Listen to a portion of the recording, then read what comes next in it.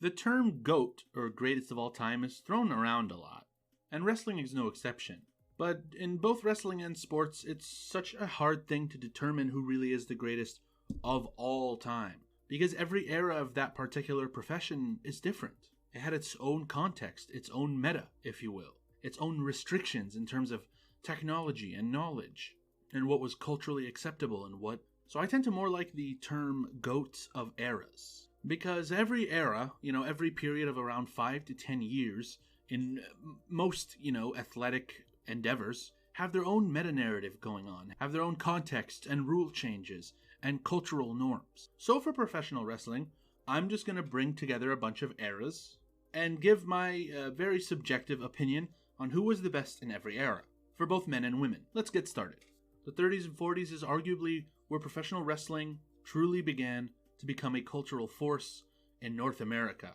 Anyways, for men, I'm going to say El Santo is the best wrestler from the 1930s and 40s. This was arguably wrestling's first major superstar, at least North American wrestling's first major superstar. He was Hogan before Hogan, and he was even Rikidozan before Rikidozan. This guy was the first megastar. He's an absolute cultural force in Mexican culture. He almost feels like a mythological figure, the way he's talked about. This guy defined moving the needle and set a blueprint for stardom, not the promotion, that other megastars would build upon in the following 90 plus years. For women, I would say it's Mildred Burke. A lot of the same thing as El Santo here. She was kind of the first major women's star in pro wrestling. In considering how women's wrestling would later get de-emphasized later in the 20th century, the sheer amount of work Mildred Burke was able to do and stuff she was able to win was incredible. And it put women's wrestling on the map for the first time. In the Just Missed category is Mae Young. Oh, I just remembered something. I'm sort of just going off the cuff, but I'm going to have a section for each era called Just Missed, where I just quickly go through some wrestlers that I feel like just missed the cut of being the GOAT of that era. So even though I'm kind of backtracking, for men in the 30s and 40s, I would say Lou Thesz, sort of just missed. And for women, I would say Mae Young. Now, on to the 50s and 60s. For men, it's pretty easily Rikidozan. The first Japanese megastar, the Korean-born Rikidozan, popularized pro wrestling in Asia. He would go on to train guys like Inoki and Giant Baba, and if it wasn't for him being murdered, who knows what he could have done in the industry. For the Just Missed section, I would say Bruno Sammartino. For the women, even though she's a prick, it was Fabulous Moolah. She was massive for women's wrestling at the time. Still a prick though. In the 1970s, it's definitely Inoki. He arguably put New Japan Pro Wrestling on the map. Considered a successor to Rikidozan in spirit. The strong style that he made famous still resonates in modern pro wrestling. It's arguably more popular than it's ever been. His reach was insanely global. He leveraged his stardom into publicity stunts with Muhammad Ali, into a career in politics. And obviously, as someone from the same era, someone who just missed would be Giant Baba. For women, it's Jackie Sato. She was the first major women's superstar in Japan. She did some incredible things in a time where in a lot of the rest of the world, women's wrestling was sort of being cast aside. Sato is to women's Japanese wrestling what Inoki was to men's Japanese wrestling. She helped trailblaze a very brutal, in-your-face style wrestling that would go on to take over the 80s and 90s in Japan. Furthermore, she pioneered the idea of Japanese women's wrestlers retiring on their own terms, rather than the societal norm of promoters telling them when they should retire, or pressuring them to retire early. So for the 1980s, I'm going to refer to a previous argument. He might have been a prick, but it was Hulk Hogan. He really was the prototypical wrestler. So much so that even to this day, one of the first people anyone thinks of when they think of pro wrestling is Hogan, is an image of Hogan. Of course, it's a romanticized one for those who don't know, but it's a powerful image nonetheless. A big, charismatic hero who conquered evil, ironically enough. And, ironically enough, fought for the rights of every man. Terry Bollea didn't do that. But Hulk Hogan sure did. Either way, even though pro wrestling was massive in a lot of parts of the world before Hogan, Hogan not only helped wrestling into a new boom period, he changed its very image. From a sport of technicality and sports-like integrity to one of larger-than-life, grand characters. Some would even say caricatures fighting each other. But man, it worked. People loved that stuff. And to an extent, we still do. We still love our silly, one-dimensional characters in wrestling, or a more comedy-based presentation. We still love that stuff. That stuff hasn't gone away. But these days, a lot of wrestling fans have regained their taste for more technical, more sports-like presentation, guys and ladies just using their regular names and beating the shit out of each other. But Hogan cast such a shadow over wrestling with his popularity. Of course, not just Hogan, but other incredible figures from the 1980s, one of which we will mention, has cemented themselves forever. And even though Terry Bollea was a piece of shit, Hulk Hogan will always have that effect on wrestling. He'll always have that legacy. Just missed would be the Macho Man, Randy Savage. For women, I would say Dump Matsumoto was the main star of the 80s. Now, even though the promotions she was a part of wasn't as global as some of the other ladies I'll mention, Matsumoto really just continued the legacy of Jackie Sato, and just was a name you heard on every major Japanese women's wrestling card at the time. Wrestlers like Matsumoto would go on to inspire Japanese wrestling for decades to come, the fearless way she approached the business. Now, just missed, I would say, would be Sensational Sherri and Wendy Richter. Now, the early 90s, this one might be kind of controversial because there's a lot of great contenders. But I want to say the early 90s was Shawn Michaels' time. For better or for worse, everything he did at this time was must-see TV. Of course, his incredible in-ring skill speaks for itself, but the way he presented himself, he had a look that just everyone gravitated towards. Of course, we know, in his prime, he was considered a very attractive man, and he played into that. He wasn't scared of that, but even more than his looks, his personality was immense. And his very sound in-ring style, mixed with his brazen confidence and promo ability, still has ripple effects on modern wrestling. There are so many guys who came into wrestling after that were inspired by him, by the way Shawn Michaels presented himself. And Michaels had longevity. Of course, these early 90s was his prime, but he kept going at an insanely high level until the early 2010s. So his longevity definitely plays into it. Even if he would get overshadowed later on, Shawn Michaels takes the cake. And perhaps because he had such longevity is why he takes it over one guy who just missed, who's Bret Hart. Of course, he's considered potentially the best technical in-ring wrestler of all time. And he wasn't lacking in personality, not at all. He could be pretty entertaining too. But Shawn Michaels had the privilege of sticking around in the industry longer, therefore being able to create more of a complete package. Now, another one who just misses Mitsuharu Misawa. Japanese wrestling owes a lot to this guy, because after Inoki's peak, Misawa was the one who kept the legacy going and popularized Japanese wrestling into new heights. For women, it's definitely Bull Nakano. Now, what can I say about Bull Nakano that hasn't already been said? If Jackie Sato lit the spark that popularized Japanese women's wrestling and turned it into the behemoth force that it is today, Bull Nakano burned the whole planet down when it came to just how good she was, how much impact she had. She was everywhere, not just in Japanese promotions, but she showed up for WWE, WCW, being a world champion in those places. She was the first ever CMLL World Women's Champion. And if that many promotions putting their trust in her to be the head of their division is an indication enough of just how good she was, I could be here all day talking about the incredible matches she put on, the massive list of women that she inspired going forward, and hell, even men. She just inspired so many wrestlers. I could be here all day, but we got other stuff to cover. In the Just Missed section, and it's a very close Just Missed, Manami Toyota. And someone else I think deserves a shout in the Just Missed section is Alundra Blaze, aka Medusa. Now let's get to the late 90s. You guys knew this one was coming. It's really between two guys. For me, it's Steve Austin. I can't say anything about Stone Cold that hasn't already been said. It's freaking Stone Cold. Nobody in wrestling has ever got pops like he has. Nobody held professional wrestling in a vice grip, even though it was unfortunately pretty short because he got injured and he famously took his ball and went home, as the saying goes. It was thanks to Steve Austin's cult of personality in pro wrestling. People would wait entire shows. They would save Steve Austin for like the last 2 minutes of any show just so they can go out on a positive reaction, because they knew no matter what was going on, good or bad, the second that glass shatters and Stone Cold Steve Austin runs down or trots down to the ramp, you've had a good show. The crowd is shattering decibel levels. He was so fun to listen to on the mic so compelling. And of course, in the ring, he was great as well. We get so wrapped up in his personality and his promos that we forget that dude was great in the ring too.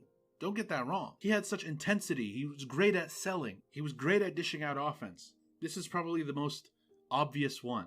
Just missed, you probably would have guessed it, The Rock. You could say a lot of the same things about The Rock as you can about Steve Austin. But if we're just talking about the late 90s in isolation, and you are forced to compare the two, if you force me to say just who was bigger at the time, it was ever so slightly Steve Austin, at least in my view. For women, I'd say Aja Kong. Now, a lot of the big promotions in Japanese women's wrestling at this time were starting to decline, but Aja Kong kept it going. She played her role so magnificently at all times. Just a monster heel that no one knew what to do with. Absolutely terrifying for any opponent, and she overcame a lot as a mixed race wrestler in Japan at the time. And she shattered a lot of expectations in terms of gender expectations, racial expectations. She was a pioneer in a lot, especially at a time where a lot of other popular promotions were kind of going in the opposite direction looks-wise. And as we know, really the one bad thing about the Attitude Era was how it kind of tossed aside women's wrestling. And even though they were still doing great things in Japan, the promotions were just rife with infighting and corruption and financial difficulties, which forced them to have to rebuild in the 2000s. Speaking of the 2000s, I'm going to bunch it up with the early 2010s. This one is really difficult for me, but I'm going to say it was Bryan Danielson. While he didn't spend the majority of the 2000s in like a major TV promotion, he's one of the trailblazing stars of early Ring of Honor. And while WWE was monopolizing and shitting all over the industry at this time, TNA being unable to keep up, Bryan Danielson and a lot of his peers in Ring of Honor really held it down for respectable wrestling, to put it simply. The gravity and respect Danielson approached pro wrestling with, I think, can make anyone love wrestling. You want to show someone who's never seen like a more technical, in-depth type of match. Perhaps you're talking with someone who only knows stuff from the Attitude Era or only knows some of the more cheesy 1980s stuff. Not that any of that stuff is bad. Someone who hasn't seen, the nitty-gritty, what wrestling is really capable of as a medium, you show them a Bryan Danielson match from any point in his career, and then immediately it clicks with you. This medium of entertainment, this sport, is freaking awesome. It's not just, silly situations. Even though Bryan Danielson was pretty funny too, trust me. He was very good at that shit. But wrestling is not just cheesy, campy stuff and silly situations. It's also brutal and emotional and just brilliant and artistic. Bryan Danielson embodied that. And him and a lot of his peers were really lights in the darkness at the time in the United States and Canada when the WWE was really running roughshod over the industry in not a good way. And the absolute bangers Bryan Danielson was able to pull out in the completely piss-poor early 2010s of WWE, arguably considered one of the worst periods in WWE's history. The absolute scorchers that he put on, and the Yes Movement, it was really a miracle for its time. Speaking of someone who can turn chicken shit into chicken salad, just missed is Kurt Angle. In a lot of ways, he was the same as Bryan Danielson, but from within the WWE. Angle was a star of the Attitude Era, but it's in the Ruthless Aggression era, the 2000s, that he really went crazy. And he did it in multiple promotions. The bangers he was able to put on with the likes of Eddie Guerrero, with the likes of Chris Benoit, with the likes of Brock Lesnar, and just anyone. You want to get a good match out of someone? Throw him in there with Kurt Angle. And then, of course, he broke off into TNA and was part of TNA's arguably most successful period. Once again, doing incredible things with the likes of Samoa Joe, Christopher Daniels, AJ Styles. And AJ Styles and Samoa Joe are also in the Just Missed category. The Undertaker is in the Just Missed category. For women, I would say it's Meiko Satomura. Meiko is one of the most talented wrestlers of all time, male or female. She started a whole ass promotion in 2006. She had a global reach in women's wrestling, way outside of Japan. She was everywhere. And even in the later parts of her career, she was doing amazing stuff on the indies. She was carrying a whole brand in NXT UK. For all the problems that promotion had, she was one of the bright spots. The NXT UK women's title arguably has never looked better than when it was in the possession of Meiko Satomura. Just missed would be Lita, because she really made the best out of a crappy situation with a boss who really didn't give a shit about women's wrestling, she still did some incredible things. Gail Kim and Awesome Kong are also in the just missed category. For the mid to late 2010s, this one is really difficult, but I'm going to say, by a smidgen, it's Kenny Omega. Now, in the mid to late 2010s, no one was as relevant as Kenny Omega was, and no one in the men's game was as impactful. The incredible stories and matches he was able to have with the likes of Kazuchika Okada and Chris Jericho and Kota Ibushi. He was the MVP of the Elite, a faction that changed the entire landscape of North American wrestling, hell, even world wrestling. And in the ring, there was very few who got as close to perfection as Kenny Omega has. He's been a world champ in Japan, in the United States, and in Mexico. And he was arguably the biggest draw in all those places that he went to. Just missed would be Bryan Danielson. He's back, because at this time he was still doing awesome freaking things too. Also getting a nod here is Kazuchika Okada. For women, I would say it's definitely Asuka in the mid to late 2010s. She spearheaded essentially a Joshi revival, creating interest in Japanese women's wrestling never before seen, and she has such charisma. She's so fun to watch. She's obviously incredibly really sound in the ring, maybe one of the best. Whenever she's absent, you can feel it. Something is missing when she's not on the roster, when she's not there every week. She had an incredible run with the NXT Women's title. They've put world championships on her in the main roster like a million times, and she's basically immune to bad booking. She was never really booked as strong in the main roster as she was in NXT, but even then, the merch sales, the personality that she radiates, the high quality matches she can have with just about anyone has made her an absolute crucial commodity for any roster that she's on, Raw or SmackDown. Just missed, I think, would be Mercedes Moné. She has such good psychology, and she just oozes love and respect for pro wrestling. The list of incredible things that Mercedes Moné, formerly known as Sasha Banks, has her name attached to, it's mind-blowing, really. The triple threat at WrestleMania 33, the first women's pay-per-view main event in NXT, the first women's Iron Man match, not only main eventing WrestleMania 37, but being one of the first 2 black women to main event. The first women's Hell in a Cell, I'm pretty sure she was part of that. One of the best AEW women's matches at All In. The longest women's match in AEW history. The list just goes on. Anyways, moving on. For the 2020s, obviously it's still ongoing. And I mean, we're probably going to have to subdivide the 2020s once it's all said and done. But at least for now, the 2020s, I think, has belonged to Will Ospreay in the men's division. What can I say? From holding it down in pandemic era New Japan, becoming a world champion over there, and then showing up in AEW, having absolutely insane matches with Kenny Omega, with Bryan Danielson, Swerve Strickland, Hangman Adam Page, Kyle Fletcher. Like, it's insane. I think Will Ospreay's been in a match of the year contender every year since like 2022. And whether he's a heel or a babyface, man, he's so fun to watch. He's got such an energy to him. He's obviously incredibly talented and athletic, but his vibe is also just incredible. He's so over regardless. It's crazy. When he turned face after signing for AEW, I was initially skeptical because I really liked the absolute dickhead heel Ospreay that fought against Kenny Omega the years before. The one that laid out Michael Oku in front of his wife. You know what I mean? Scumbag dickhead Will Ospreay was great. But then he turned face, and he's really good at it. I think it's just because he's being his real self. So he's just has this natural charisma about him, his accent and everything, like his energy. So he's just, he's incredible. He's incredible in the ring.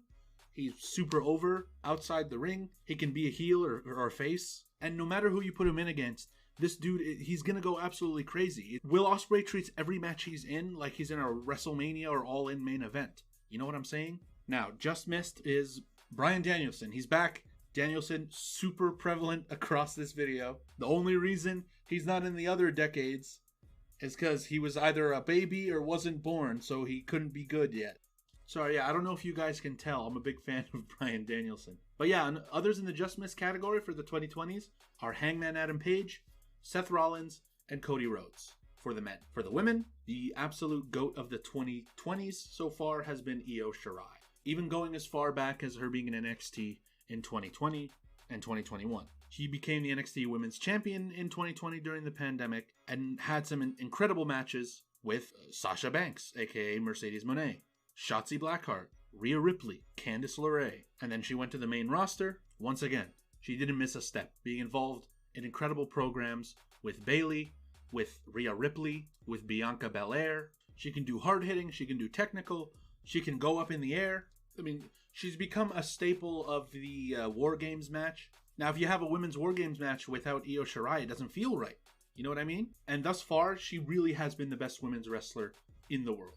Now, in the Just Miss category, you gotta put Toni Storm in there. And right now, I think the only reason Toni Storm is not the best in the world is because her current run as Timeless Toni Storm started a little later. Toni Storm spent the first part of the 2020s a little bit in limbo. From a sort of muted run on the NXT main roster, and then a pretty disappointing run on the WWE main roster, she never really reached the heights that she did when she was in Stardom and NXT UK. But then she decided to leave WWE, and that was the best decision she ever made. Now, she didn't become Timeless Toni Storm immediately. She actually showed up as kind of regular rock star Toni Storm for the first year that she was around in AEW.